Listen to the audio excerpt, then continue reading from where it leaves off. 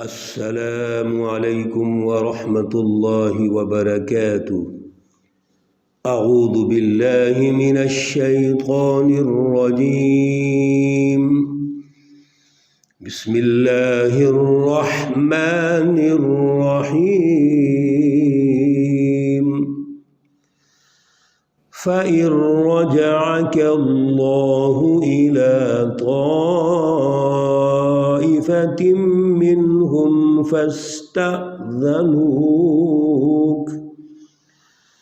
فاستأذنوك للخروج فقل لن تخرجوا معي أبدا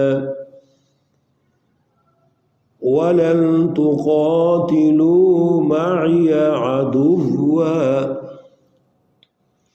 إنكم رضيتم بالقعود أول مرة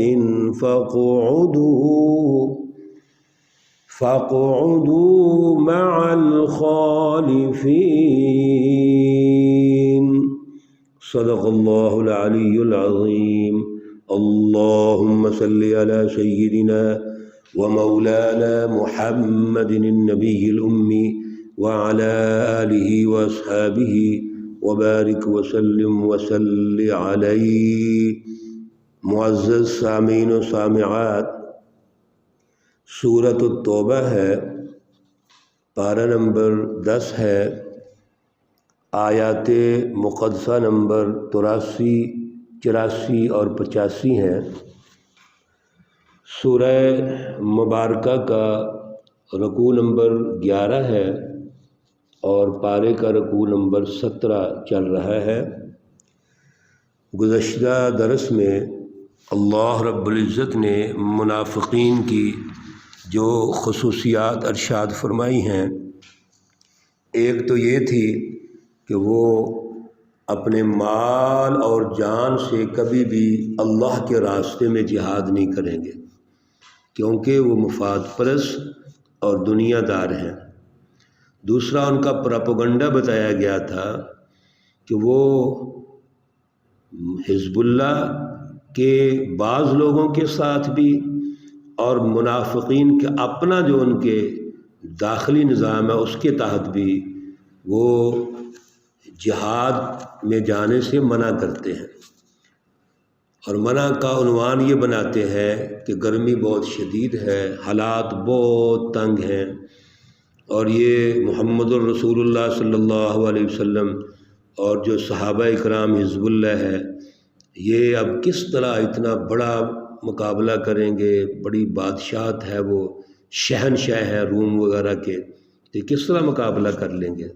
لہذا یہ منفی پراپیگنڈا کرتے ہیں۔ اس لیے منافق کی یہ جو نشانی ہے پراپیگنڈے کی، یہ بڑی خطرناک ہوتی ہے۔ اللہ رب العزت آج آیت مقدسہ نمبر 83 میں ان کے مزید ایک مائنڈ سیٹ کو ارشاد فرما رہے ہیں۔ فَإِن رَّجَعَكَ اللَّهُ إِلَىٰ طَائِفَةٍ مِّنْهُمْ فَاسْتَأْذَنُوكَ لِلْخُرُوجِ فَقُل لَّن تَخْرُجُوا مَعِيَ أَبَدًا وَلَن تُقَاتِلُوا مَعِيَ عَدُوًّا۔ ان کی جتنی بھی یہ کارستانیاں ہیں اور شرارتیں ہیں، اور وہ حضور نبی اکرم صلی اللہ علیہ وسلم سے جہاد میں جانے کے لیے اجازت مانگتے ہیں، اب ان کی جتنی بھی بیک گراؤنڈ ہے وہ واضح ہو چکی ہے۔ اصل میں یہ دل کے بھی بیمار ہیں، یہ ایجنٹ ہیں، یہ جاسوسیاں کرتے ہیں، اعلی کار کے طور پر استعمال ہوتے ہیں۔ اس لیے ان سارے حالات کی وجہ سے جب یہ چیزیں نمایاں ہو گئیں، واضح ہو گئیں، تو فَقُل لَن تَخْرُجُوا مَعِيَ أَبَدًا، تو اللہ رب العزت نے ارشاد فرما دیا حضور نبی اکرم صلی اللہ علیہ وسلم سے کہ آپ ان سے کہہ دیجئے کہ آپ ہرگز نہیں نکلو گے میرے ساتھ کبھی بھی، اور اسی طرح وَلَن تُقَاتِلُوا مَعِيَ عَدُوًّا، اور میرے ساتھ جو دشمن ہے اس کے مقابلے میں نہیں لڑو گے۔ گویا یہ واضح ہو گیا کہ یہ اب اس قابل نہیں ہے، اس لیے یہ حکم آیا، ورنہ اللہ رب العزت نے بھی بڑی گنجائش رکھی ہے، بڑا ریلیکس کیا ہے ان کو۔ رسول اللہ صلی اللہ علیہ وسلم نے تو بہت ہی ریلیکس کیا۔ ایون ہم نے پیچھے پڑھا ہے کہ رئیس المنافقین کا جنازہ تک پڑھ دیا، لیکن اب جب حد سے گزر گئے ہیں، اللہ رب العزت نے ان کو دشمن ڈکلیئر کر دیا ہے۔ اور پیچھے ہم نے ایک آیت کریمہ میں پڑھا تھا کہ اللہ رب العزت نے تو فرمایا کہ یہ کافر ہیں بعد اسلامہم، ایمان لانے اور اسلام اختیار کرنے کے بعد انہوں نے کفر اختیار کر لیا ہے۔ اب کیا پیچھے رہ گیا ہے؟ انکم رضیتم بالقعود اول مرۃ فاقعدوا مع الخالفین، آپ یہ چاہتے ہیں کہ جو پیچھے لوگ بیٹھے ہوئے ہیں، خواتین ہیں، معذورین ہیں، بچے ہیں، ان کے ساتھ رہنا چاہتے ہیں، آپ کو یہ پسند ہے تو ٹھیک ہے رہیں۔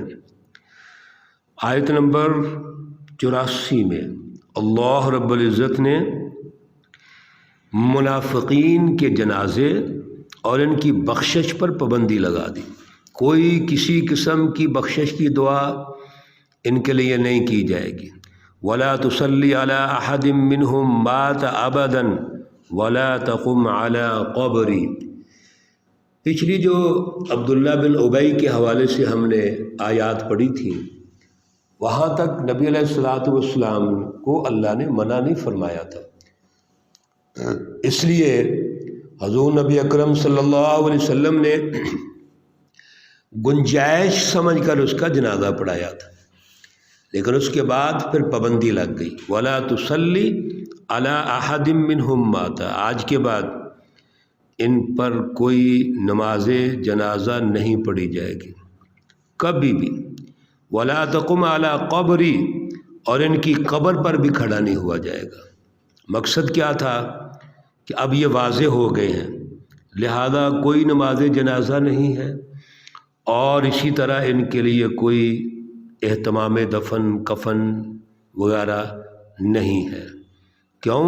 انہم کفروا باللہ ورسولہ وماتوا، انہوں نے اللہ اور رسول اللہ صلی اللہ علیہ وسلم کا انکار کیا اور اسی حالت میں مر گئے۔ وماتوا، اسی انکار اور بغض، ضد اور دشمنی کی بنیاد پر ان کی موت آ گئی ہے، تو وہم فاسقون، یہ تو اس قابل ہی نہیں کہ ان کا نماز جنازہ پڑھا جائے۔ چنانچہ حضور نبی اکرم صلی اللہ علیہ وسلم نے بھی پھر اس کے بعد نماز جنازہ نہیں پڑھی، صحابہ کرام نے بھی نہیں پڑھی، حتیٰ کہ امیر المومنین حضرت عمر فاروق رضی اللہ تعالی عنہ احتیاطاً اس شخص کا نماز جنازہ پڑھتے ہی نہیں تھے جس کے بارے میں وضاحت ہو چکی تھی۔ اور حضرت حذیفہ رضی اللہ تعالی عنہ ایک صحابی ہیں جن کو صاحب و سر رسول اللہ صلی اللہ علیہ وسلم کہا جاتا ہے۔ اس صحابی کو نبی علیہ الصلوۃ والسلام نے بہت سارے منافقین کے نام باقاعدہ بتائے تھے، تو حضرت عمر رضی اللہ تعالیٰ عنہ جس جنازے میں حضرت حذیفہ شریک نہیں ہوتے تھے، حضرت عمر بھی شریک نہیں ہوتے تھے، کیونکہ ان کو بائی نیم پتہ تھا۔ تو گویا مجموعی طور پر جو بات سمجھ آئی وہ یہ ہے کہ آئندہ ان کا نماز جنازہ نہیں ہوگا، اس لیے منافقین کو فائدہ ہی کوئی نہیں ہوگا۔ جب ان کی بخشش ہی نہیں ہے تو نماز جنازہ کیوں پڑھی جائے گی؟ آیت مقدسہ نمبر 85 میں اللہ رب العزت نے ان کے پاس جو مال ہے، اولاد ہے، اس کی کثرت ہے، اس کے حوالے سے ہماری تربیت فرمائی کہ اس سے ہمیں تعجب نہیں ہونا چاہیے۔ پیچھے بھی یہ آیات مقدسہ اس طرح کی گزری ہیں۔ کیوں؟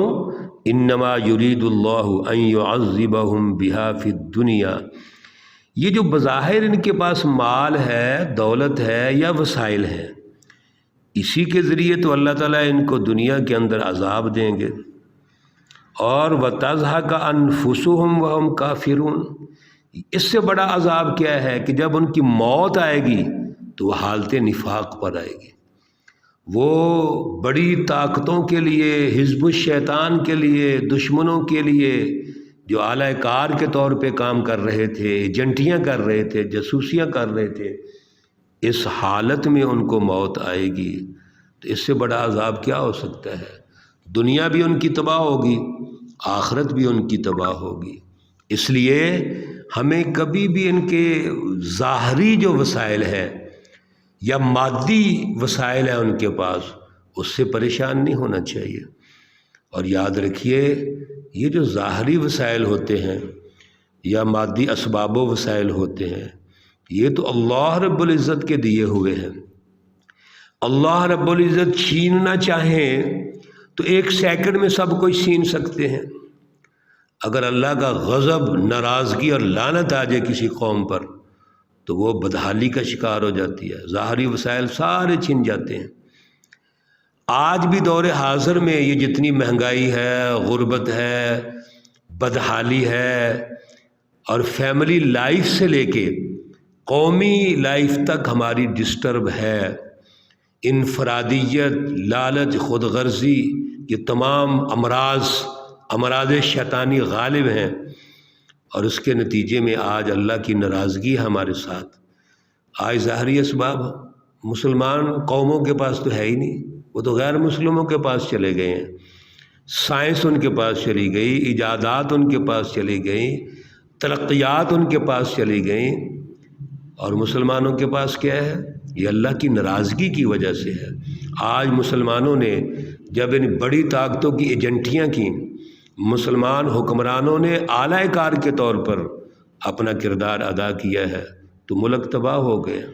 ملک بدحالی کا شکار ہے، مہنگائی کا شکار ہے، غربت کا شکار ہے۔ حالانکہ پیچھے ہم نے کئی آیات پڑھی ہیں جس میں اللہ رب العزت واضح طور پر 2 ٹوک ارشاد فرماتے ہیں کہ دنیا میں جو غلبہ ہے وہ مومنوں کا حق ہے، حزب اللہ کا حق ہے۔ دنیا میں حزب اللہ نے اللہ کی رٹ کو قائم کر کے سیاسی، معاشی اور معاشرتی عدل کا نظام قائم کر کے، ظلم ختم کر کے، غلامی ختم کر کے دنیا میں ترقیات حاصل کرنی ہے، لوگوں کو اللہ سے جوڑنا ہے۔ اللہ ان کو سائنس بھی دیں گے، ایجادات بھی دیں گے، حکمرانی بھی دیں گے، ان کی رٹ بھی قائم ہوگی، طاقت بھی ملے گی، اسباب اور وسائل بھی ملیں گے، اور پھر اس کے نتیجے میں اللہ ان کو آخرت کی جنت بھی دیں گے۔ اس لیے ہمیں کبھی بھی ان کے ظاہری چیزوں سے پریشان نہیں ہونا چاہیے۔ اللہ رب العزت اعلیٰ شعور عطا فرمائے، اعلیٰ نظریہ عطا فرمائے۔ اللہ رب العزت اپنی رٹ قائم کرنے کے لیے ہمیں ایمان و یقین عطا فرمائے، اعلیٰ کردار اور کریکٹر عطا فرمائے، سچی جماعت سے وابستہ ہونے کی توفیق اور صلاحیت پیدا فرمائے۔ اللہ رب العزت تمام مرحومین و مرحومات کو جنت الفردوس میں اعلیٰ مقام عطا فرمائے، ان کی آخرت کی منازل میں آسانیاں پیدا فرمائے۔ اللہ رب العزت تمام بیماروں کو شفائے کاملہ عاجلہ مستمرہ عطا فرمائے۔ ربنا تقبل منا انك انت السميع العليم وتب علينا انك انت التواب الرحيم، وصلى الله تعالى على النبي الأمي محمد وعلى آله وأصحابه وبارك وسلم وصل عليه۔ السلام عليكم ورحمة الله وبركاته۔